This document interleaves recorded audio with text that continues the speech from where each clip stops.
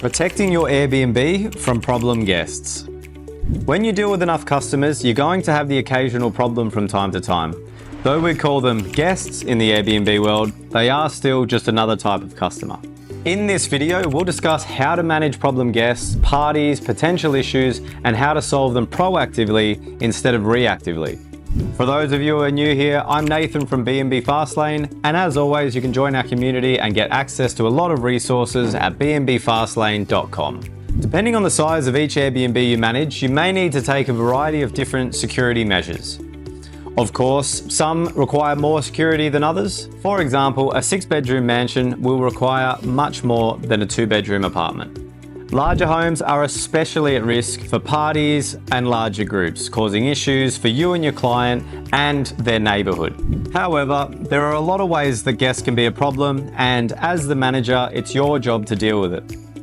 The last thing you want when you list a new home is to have a target on your back due to guests misbehaving at your property. No matter how many properties you run, it is critical to your business, the relationship with your client, and their neighborhood that you get this right at the start, so it doesn't escalate into a dispute and your listing being shut down. We will have links to everything we discussed in this video in the notes section. The 3 people we need to make happy.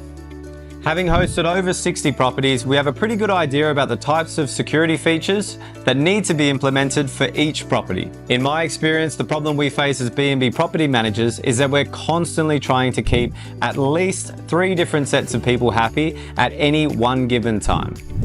These are the homeowner, the guest, and the neighbors. The homeowner wants the maximum revenue, but only wants the best guests, who won't cause issues and pay the most money. The problem is, this isn't always possible. After all, not every single guest happens to be a nice quiet family there to visit relatives. This simply isn't a realistic expectation in the real world. Often, you'll have groups of friends, young people, birthdays, and on occasion, people trying to host bachelor and bachelorette parties at your home. The guests are there paying for the experience they want and can complain to Airbnb if the property doesn't meet their expectations. However, we also want to keep a low profile for the Airbnb property and not cause issues with the neighbors. Unfortunately, when you host a few of these noisier groups, you'll be the target of unnecessary drama very quickly. If this happens, you'll be playing defense, trying to get everyone back on side while also dealing with the problem guests. This is especially true if you have homes in high-end areas. People who live in these areas do not want to be disturbed by the Airbnb on the street. And if they are, they will do everything in their power to get it shut down. If this happens, it could cost your business 20 to 40K in revenue per year, or more depending on how good the home is. Problem preventing strategies. Property security strategy number 1, a Wi-Fi doorbell camera. With a Wi-Fi doorbell camera, you can monitor the number of people who enter the home via an app on your phone. Some guests may get annoyed at the camera lighting up every time they walk past. However, this is actually a good thing. You want them to know that you have your security in place. None of this is, of course, to spy on the guest. You just want to confirm the correct number of people entering the property. Often, you can easily determine if a group is likely to be fine or if they may need extra attention based on these 2 examples. Example 1, a 6-person stay is booked. When you look at your camera, you see a couple, 2 grandparents, and 2 kids bringing in luggage. You can probably mentally check this property off your watch list for the duration of their stay. However, for a different booking, maybe you see 10, 25-year-old guys checking in, all carrying boxes of beer for a holiday weekend at a waterfront mansion. You may want to monitor this a little bit more closely to make sure it doesn't get out of control. Speaking of monitoring, property security strategy number 2, a noise monitor. In larger homes and quiet areas, you will most likely need to install a decibel monitor.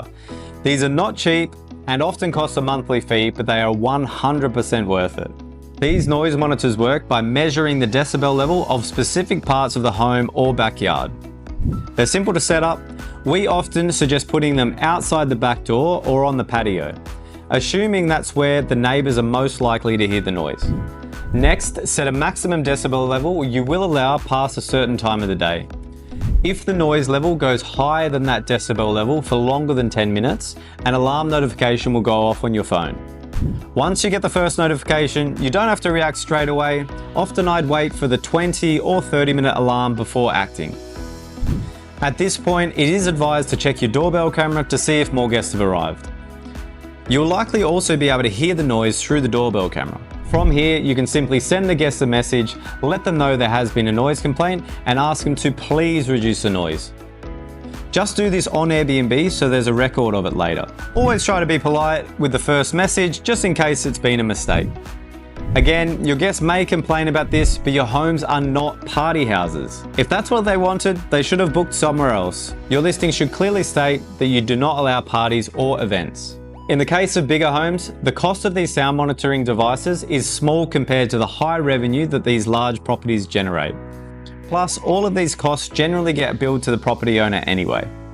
Most owners of these expensive properties are happy to pay the cost for this added peace of mind anyway. Property security strategy number 3, on-call security services. For those last resort situations, we actually had an independent contractor security team who operated after hours, overnight from 6 p.m. till 5 a.m. in our area. We paid them a small yearly subscription fee and then prepaid for the call-outs. If there were any issues late at night, they would visit the property to see what the issue was and take action based on our advice. Keep in mind, we would only pay the call-out fee if they actually attended the property. But why not call the police instead? Security teams are great for going out and checking on the property without causing the sort of issues that come with calling the police.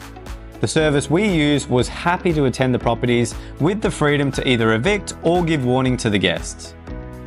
In most cases, they would settle everything down, then report back to us with a full picture of what had happened so we could decide on what to do next. Of course, eviction is the last thing you want to do, especially if people are drunk. Your guests will be unruly, trying to pack their things, and then they'll most likely end up on the street, being loud at 2 a.m. waiting for taxis.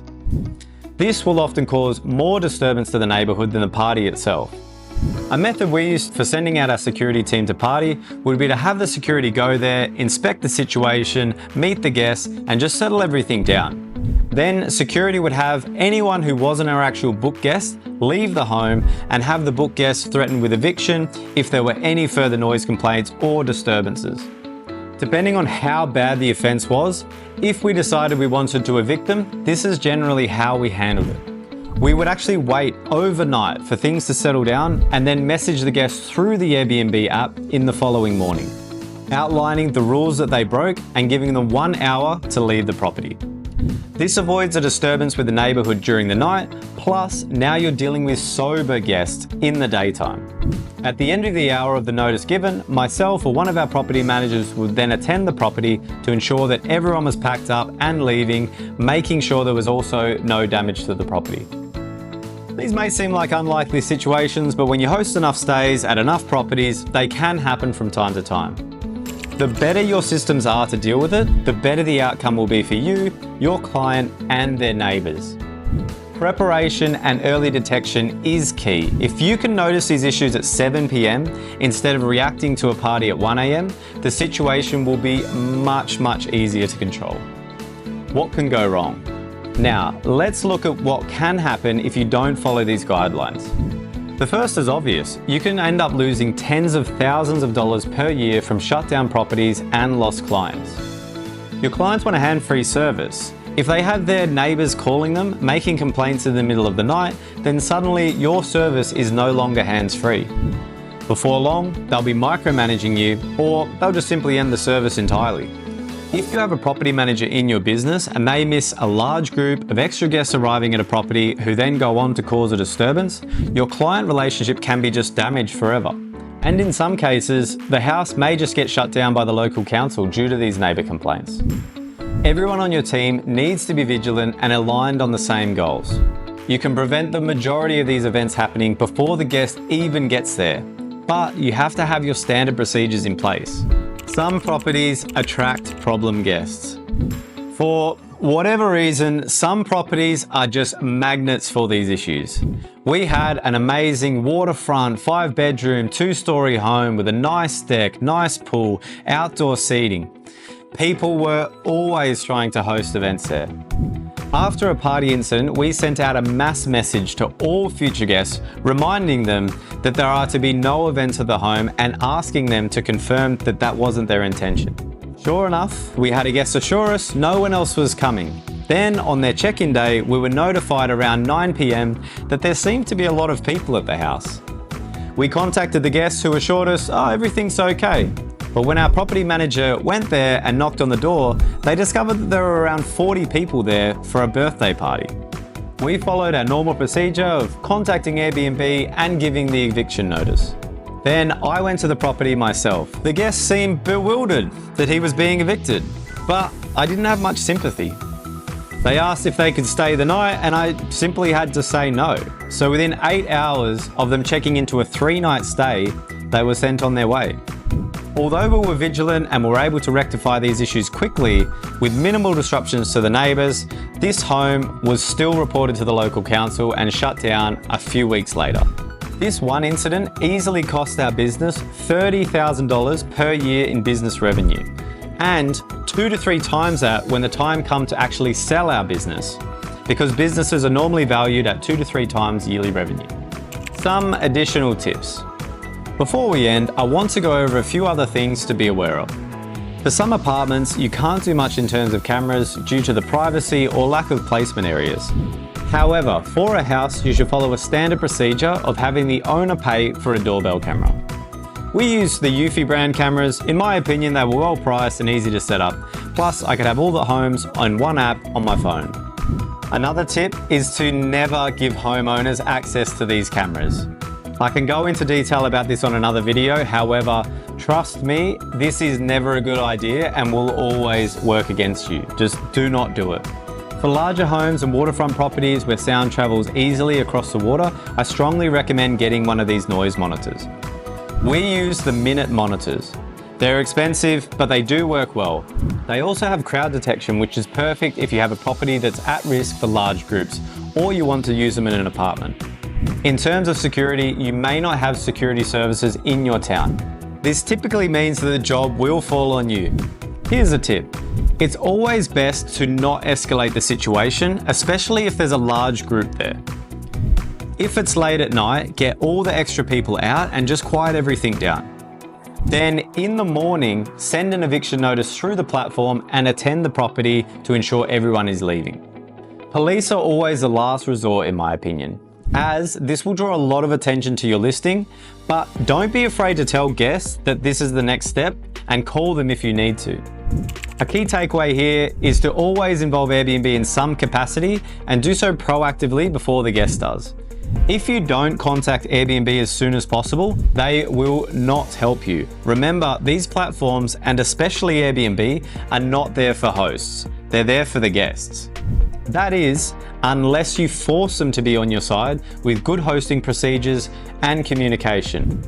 Conclusion. Hopefully this has given you some ideas on how better to secure your homes against problem guests. We go into a lot more detail about this at bnbfastlane.com. Plus, there are a ton of links to resources on our website. The link will be there in the description. If you have any questions or need clarity on anything we've been over today, please reach out to us. We're happy to help. See you in the next one.